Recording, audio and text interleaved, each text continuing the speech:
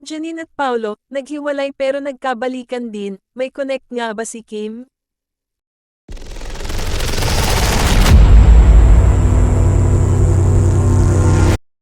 Naghiwalay pero nagkabalikan din daw ang kapamilya celebrity couple na sina Paulo Avellino at Janine Gutierrez.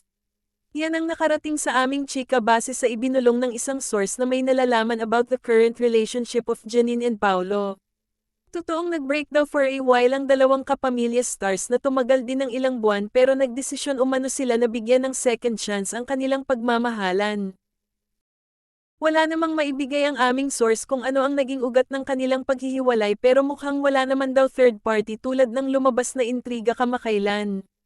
May chika kasi na nagkakamabutihan na raw sina Paulo at Kim Chiu matapos silang magsama sa hit kapamilya series na Linlang. Ito ang dahilan kung bakit kumalat ang chika na break na sina Pau at Janine kahit hindi pa naman talaga umaamin ever ang dalawa sa kanilang tunay na relasyon.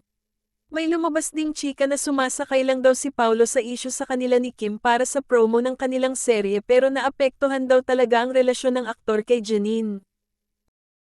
Mas umingay pa ang tsismis sa pagitan ni na Kim at Pau nang kumpirmahin ng dalaga na totoong hiwalay na sila ni Sian Lim pero nananatili pa rin daw silang magkaibigan.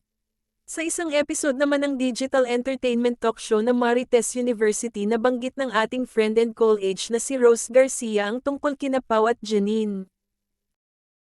Chika niya, totoong nagkaroon ng pagkakahiwalay for a while. Siguro nga call off, pero mula sa isang napakabonggang source talagang nagkabalikan. Nakita sila recently lang na magkasama. Ayaw kong sabihin kung saan kasi magagalit tong source ko sabihin ay Marites ko na naman, natatawang sabi niya, pero sila pa rin, aniya pa. Pero ang latest nga, mukhang nagkaayos na raw ang dalawa matapos magkausap ng masinsinan.